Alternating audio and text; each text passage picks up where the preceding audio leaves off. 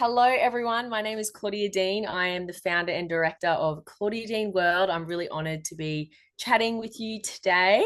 I am really excited to explain, obviously, how I ended up where I am to this day from start to finish.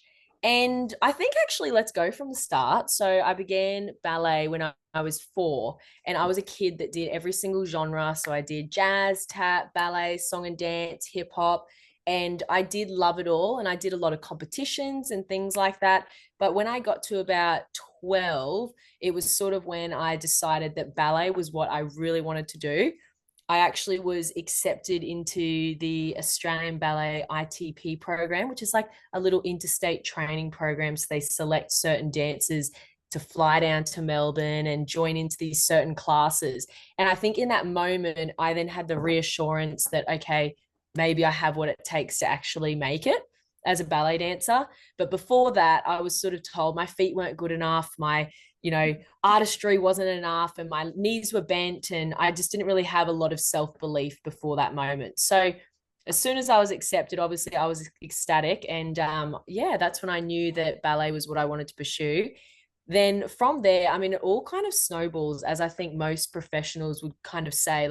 And I think for me, when I was at the Australian Ballet School and then knew that this is what I wanted, the natural step for me when I hit 15 was actually to go full time. So, Wow. I auditioned for the Australian Ballet full time program. I actually got rejected though. And I Oh, think yeah, I did. I was actually quite confident. Like, I thought that I had a quite a good shot. But in that moment I was rejected, and I remember being really gutted. Like, I only had like my eggs in that basket. Like, do that you was, do you remember why you got rejected?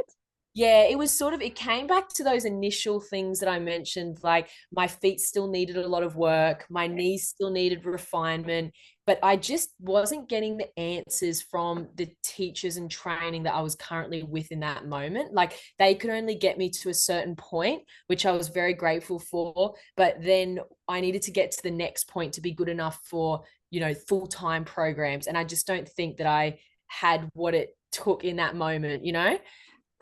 So I was obviously gutted, but then I thought, you know what? Like, in those moments, it's either like, I think it's a redirection, or you stop, like, how are Yeah. you gonna take this? So I sort of thought, okay, this is my sign to audition for other places. I don't have to go to like a pre-professional, really established full-time ballet school. Like, if I need to go somewhere else to get better before I go to one of them, that's okay for me, because all I wanted to do was dance. So Yeah. yeah, so I ended up getting into a full-time ballet school, and this teacher, she was very well known within Australia. Her name was Prue Bowen. She was known to be like really eccentric. Like, she had some like really eccentric teaching methods, but a lot of her girls, they would go on to do really big things.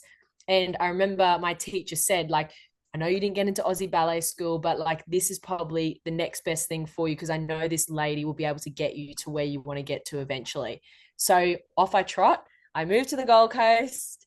I trained with her for a year and a half, and it was probably the best thing that I ever did. Just because after a year and a half, I then was accepted into the Royal Ballet School, which was like my absolute dream. I never even thought I'd get there, but Royal Ballet School, because I did some very big prestigious competitions, like, the big ballet ones, like the Prix de Lausanne and the Royal Academy of Dance, the Genet Awards, like all of those. And I was basically spotted and scouted by the Royal Ballet School and was offered a spot to train there full time, which was That's crazy. crazy. Yeah. That's insane. And that's all from like if you think back, like what would have happened if you did get accepted the first time? You would have missed Yeah. out. Yeah, 100%. So, yeah, I often think that, like, with dancers, although they get really caught up on, I've got to end up at this particular school and I've got to be doing this by a certain age. I think one of the most important things is to be open-minded, because if I hadn't have had that moment of realizing, hey, all I want to do is make it as a ballet dancer, and this is what I'm truly passionate about.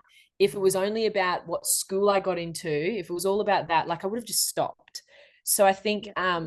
I'm really grateful for, you know, having that passion and love. And I think that's what needs to come first. At the Royal Ballet School, I trained there for, in total, I was living in London for 6 years. So 2.5 years were at the Royal Ballet Upper School, and the remaining was at the Royal Ballet Company.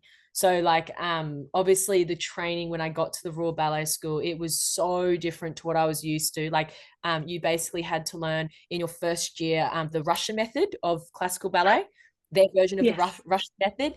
Then in your second year, you'd have to learn their English methods. And then in the third year, you would basically pick which one you wanted to do. But when I got there, I did 6 weeks in the first year, and the director called me, and I thought I was in trouble. And she was like, Claudia, we actually want to take you on tour with our third year. And I'd actually love to move you up into second year. So it would allow us to do that. So within 6 weeks of being at the Royal Ballet School, I was basically then going on tour with their graduate year. Like it was crazy.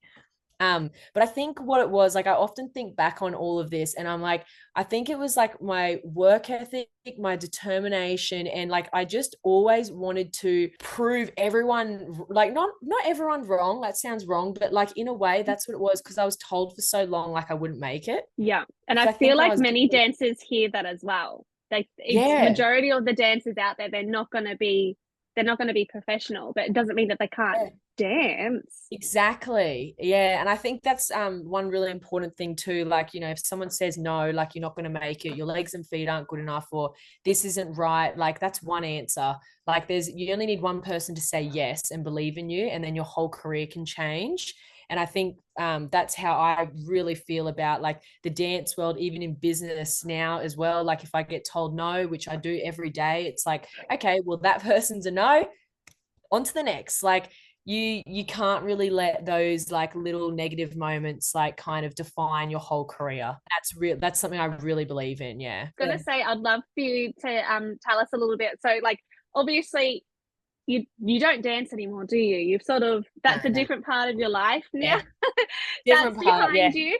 So what do you do today? What's Claudia Dean's life like today? Day. Yeah. So I basically was at the Royal Ballet, decided one day that honestly I felt quite burnt out. I feel like at the top of like the Australian ballet scene for a long time, moved my whole life overseas. I was taken on tour with, you know, their graduate year at the Royal Ballet, and I was doing such amazing things, traveled the world, went to America, Japan 5 times, like with the Royal Ballet Company. And I think I just got to a point where I was like, I've done it. Like, I have come here and done what I wanted to do. And I was missing my family a lot. And I was like, there's something pulling me back to wanting to live in Australia and wanting to live a normal life. So I sort of woke up one day, it was like the end of the season. And I just scheduled a meeting with the director, and I had a really honest convo. And I was like, hey, I'm just feeling this way. Like, I want to move back home. I don't think me being here feels right anymore. And then 3 days later, I literally like packed up my bags and left. Like it was so crazy. Whoa, Yeah, but I feel like my personality, like I am really like when I make a decision, like I make it and I really that's stick it. to it. Yeah, that's like there's no going back. Like I really felt this way, and I'd obviously been feeling it deep down for a while, but hadn't verbalized it, you know? Anyway, Yeah. so I moved back to Australia. I then get my real estate license. I'm like, right, Oh, okay. yeah, I was like, I'm going to go into the business world. My dad and my brother have a real estate business. So I basically worked for them. I was learning like the ropes of real estate, how to deal with clients, like sorting out all of their back end systems. And I found it really fascinating. But then my ballet teacher from my full-time ballet teacher, the one from Australia, her name's Prue Bowen. She basically called me up and she was like, Claudia, I know you're in Australia. I know you don't want anything to do with like ballet per se right now, but will you teach? And I was like, you know what? Like, I've never even thought about teaching, but I said, Miss Bowen, a group class freaks me out, but I'll do private lessons.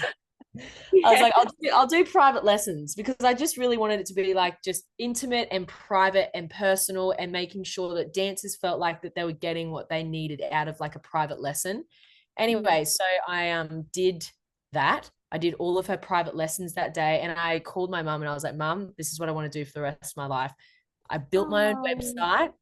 I posted on Instagram the next day, and I had like a little bit of a following because I was like posting things from the Royal Ballet and things like that. And honestly, from that day onwards, I was booked out. Like it's never stopped since. That was 10 years ago. Wow. 10 years ago. Oh my Yeah. gosh. And Yeah. you're So still coaching. going.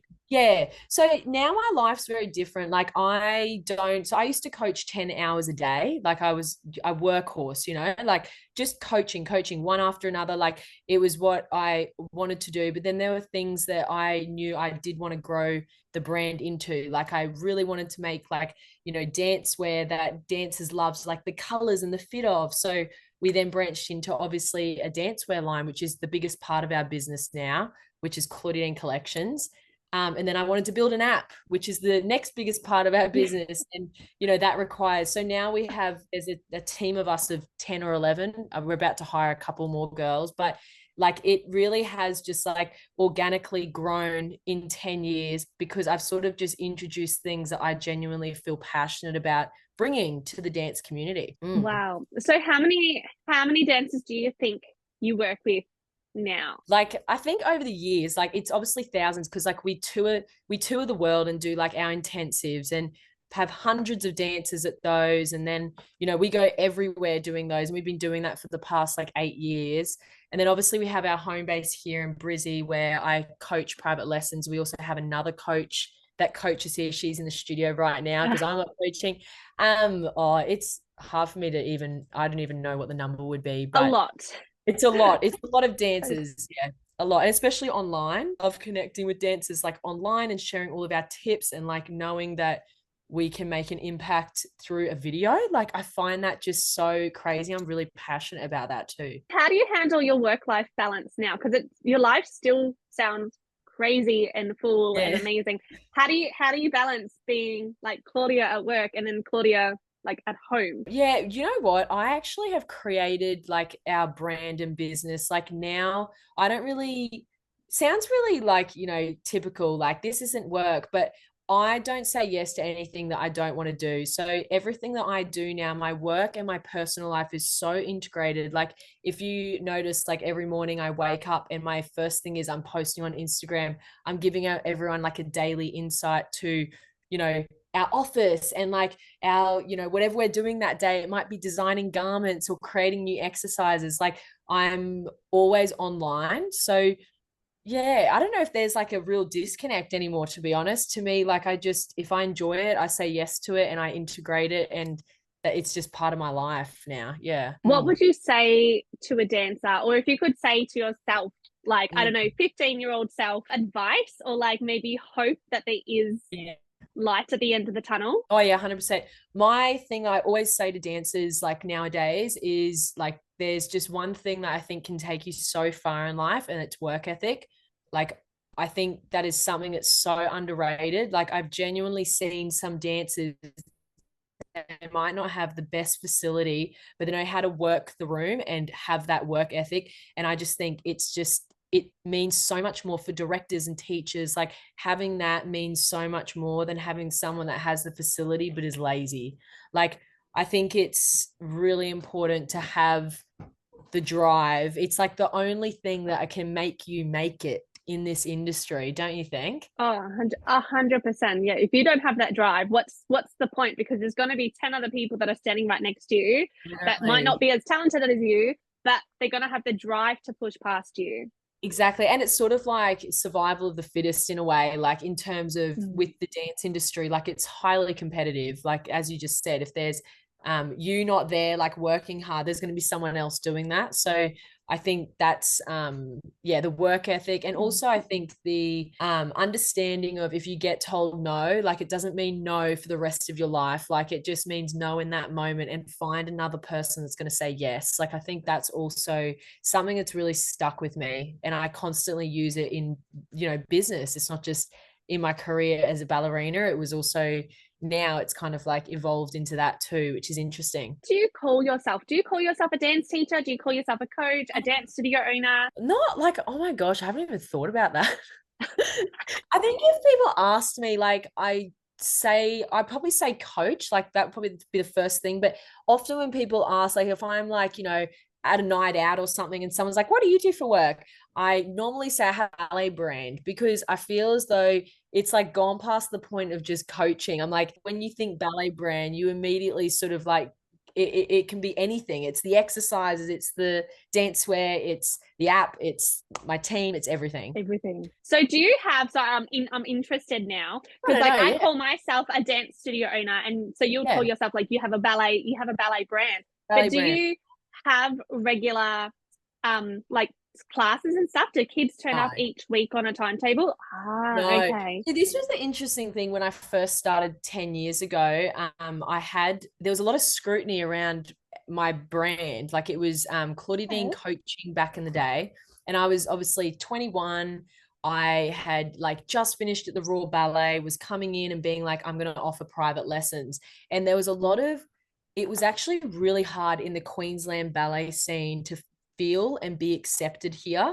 A lot of studio owners would say no, like you're not allowed to be coached by Claudia, but then they'd all come in secret, and I felt really conflicted. Like, Oh, yeah, it was a lot at the start, but I think over the years, a lot of teachers, and I'm obviously like very well connected with them now, especially like we've got our big scholarship ballet event, and we're doing a lot to actually help the ballet scene. I think a lot of teachers understand why I'm here. It's not to start a studio or do any of that. Like I'm here to literally just add a little sprinkle of maybe I can help one of your dancers out with a little exercise or give them the right leotard that makes them feel good in your class or oh. give them funding so they can still train at your studio. Like that's literally why I'm here. It's like it's different. Adding on to what you just said about Mm. making like getting a leotard for a dancer that just makes them feel extra special. You just came out with, was it a boys Yeah. brand?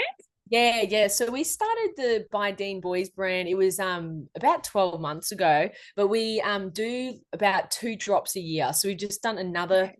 drop, which has been really cool.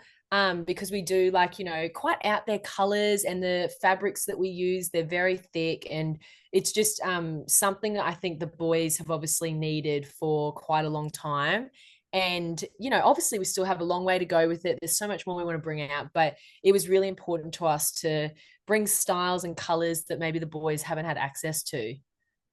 Oh yeah, the boys always get forgotten. There's never I know. like, as a dance studio owner, like you look at the costumes, you're like, oh, the girls' costumes are amazing and they're so sparkling and pretty, Yeah. and then you're like, how can I match the boys? And it's like, here's a tank top, here's some shorts. It's so, yeah, it's hard for them, isn't it? So yeah, we wanted to sort of like, I guess impact that world too, because we've done that impact obviously in for the girls, but I feel like there was, boys too were like, oh, they need, and actually we did a big event here at the studio. Well, I wouldn't say big actually. We actually just invited 10 of our customers that have spent a lot of like time and money and everything purchasing our products and everything. We thought let's host a private event for them where they can just come in, meet the team. I invited a QB dance, a Queensland ballet dancer, into the HQ so they could meet him.